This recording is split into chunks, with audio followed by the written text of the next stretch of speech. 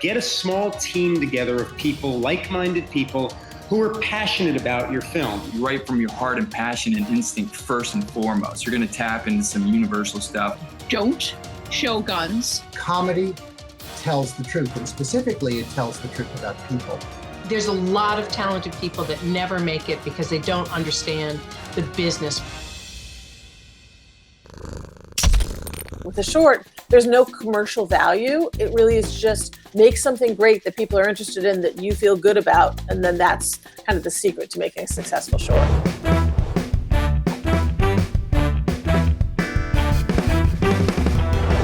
Kim Adelman joins us today. She's going to talk about what you should do in a short film and what you shouldn't do. She's a teacher at the UCLA Extension. She's produced 19 short films for Fox-owned FXM network. She writes for IndieWIRE, and she has just completed the 3rd edition of her book, Making It Big in Shorts, the ultimate filmmaker's guide to making short film. Hi, Kim. Thanks for joining me. Thrilled to be here. All right, let's talk about shorts. You're talking to the right person, because I absolutely love to talk about short films. So, I've been making short film. I made short films years ago for the Fox Movie Channel, and they did very well on the festival circuit. And as a result of that, I met a lot of people, and I started teaching about short films. And then I started to realize I have a lot of opinions about what works with a short film.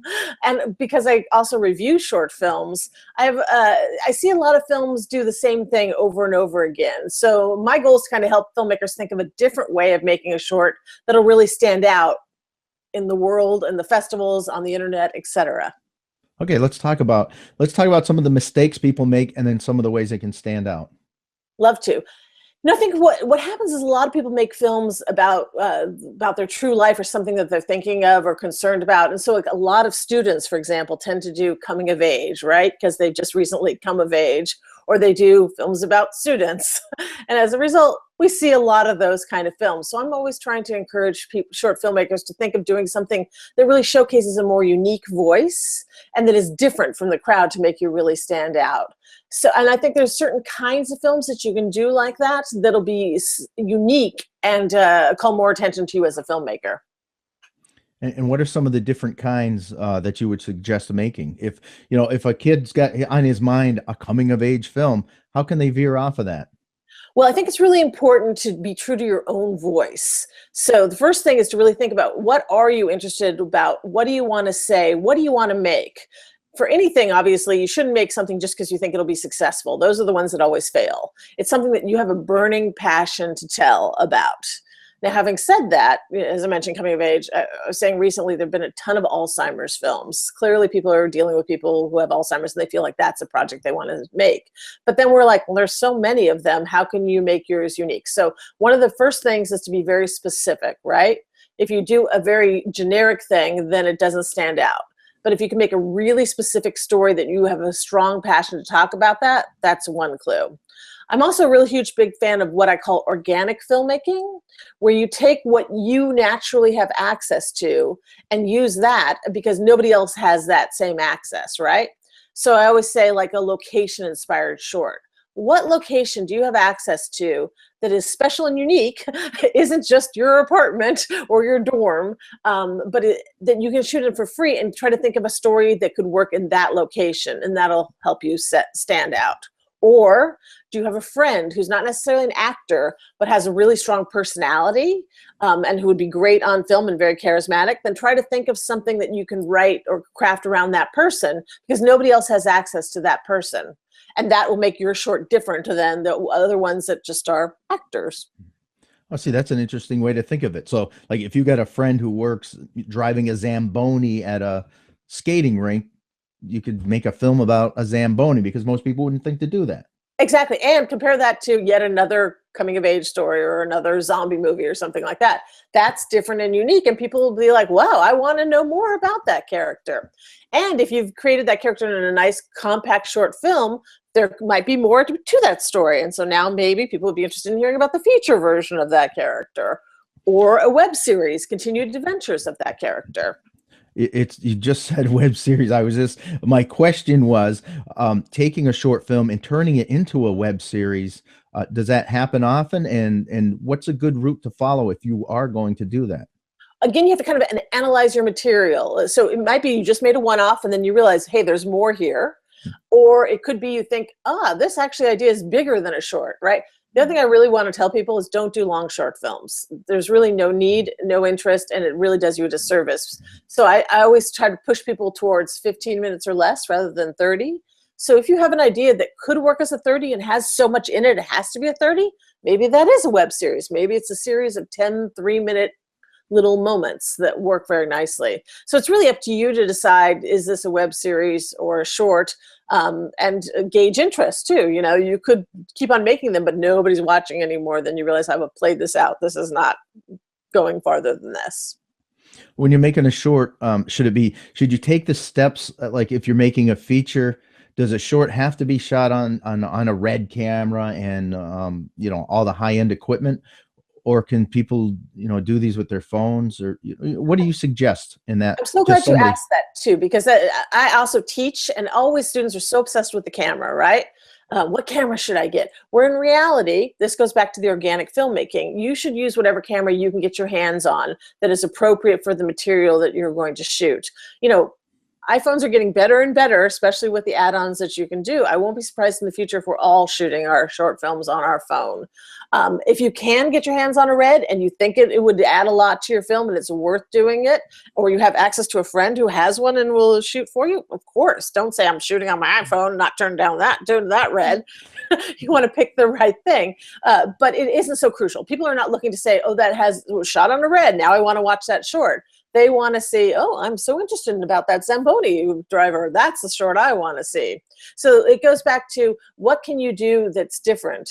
I will also say technology can add a lot of nice stuff. And for shorts, we have the advantage of, you really can still shoot on film. If you want to have that film experience, which you probably won't get to do in your feature career, shoot a short on film, shoot it on 16, shoot it on Super 8, shoot it on 70 millimeter.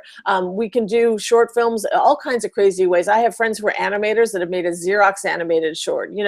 We can do so many experimental things with short films that they really can't do with features. So that's another way to really stand out and make a special short and do a different genre format, is use the filmmaking camera or, apps of some sort to make your film different than standard feature. And that's, you made a point there, using the Xerox film. Think outside the box, make it claymation, Xerox. It doesn't have to be real actors. Exactly. And, I say the two things that always ruin low budget filmmaking, whether it be feature or short, is bad sound. Sound, as we know, super, super important. And then bad acting, because you can't get around either of those. It just will sink you. Yeah. And even if it's got a good story, if you can't hear the story, obviously. Yeah. And people forgive so much more about the visuals, but they don't forgive sound. So again, as a short filmmaker, if you have limited resources, think about this. What can I do for sound to make it really good that way, and make it stand out? And you can do so many things with sound special effects to add production value. Horror is a great format if you're interested in doing horror short films, and that's where, you want your sound to really contribute so much. Right. The sound is 50% of the experience. Very much so. And speaking of horror, the great thing about shorts too is we can do every single genre in short film.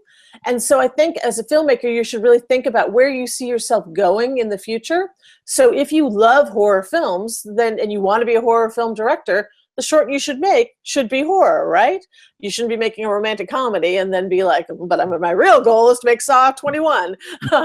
If you want to make romantic comedies, on the other hand, your goal should not be to make a very scary short film. So you want to think about your future while you're deciding what you want to do with the short film, because this is your chance to really express your voice. With a short, nobody's going to dictate, unless you're making it at school, nobody's going to dictate to you, you must make this, or this is what you've got to do, or commercially there's no point in doing it. With a short, there's no commercial value. It really is just make something great that people are interested in, that you feel good about, and then that's kind of the secret to making a successful short. Now, it seems to me students are who make most of the shorts. I could be wrong. And their first thought is, I'm going to have my friend Bobby, be the star, and Tammy over here is going to be, the girl. What would you say to a student who really should get good actors. And if these people, their friends may not be the best actors, and that's why we see a lot of bad actors, what advice would you give to a student who's trying to get actors for their film? Yeah. I do think don't just settle on who you know unless you feel, of course, they're perfect for it, right? If they're perfect for it, then there you go. You have access to these two perfect people for it. But if they aren't perfect for it, actors, you'd be surprised how many people are actors, on the side. And I'm sure any town you live in has a theater of some sort where there should be actors, or in your school, there's probably a theater department, which there are people. And then also, you just never know who you might meet who's perfect for it, just out on the street or whatever. Don't just limit it to your very, very immediate circle. There's a much wider circle there in which the perfect person to be in your film, and you shouldn't settle, right? Take your time and find the right person. There's no huge deadline of, must make this tomorrow. And if it is must make this tomorrow, you clearly didn't give yourself enough prep time to take full advantage of getting the perfect everything you want, not just actor, but setting, etc. Okay, and before we go, Kim, talk about your book. There's all this information is in the book, and more. I have a copy here too. Oh, hey. Mine has a bookmark in it. Oh, see, there you go. I've read it already. As you can tell. You did. This is actually the third edition of Making It Big in Shorts, because of course technology keeps on changing so much. So in the second edition, Kickstarter wasn't existing yet. And that's what's so exciting about being a short filmmaker now, and why I always want to encourage people to make short films. There's nothing stopping you. It's never been easier. As we were saying, you can shoot on your iPhone, you can raise money on Kickstarter, you can make something for the web, you can make something for the festivals, you can make something for the movie theater. It's just all kinds of opportunities are open for you right now. So I just encourage everybody, make a short. You'll never regret it. Even if you've already made a feature, it's worthwhile making a short film. Okay, and if someone wants to get a hold of you directly, ask you a question, I am on Twitter. So, and I do, so it's at Kim Adelman on Twitter. And so tweet me. Okay, Kim, thank you so much for joining me. Great information on making shorts. Thank you very much. Make a short.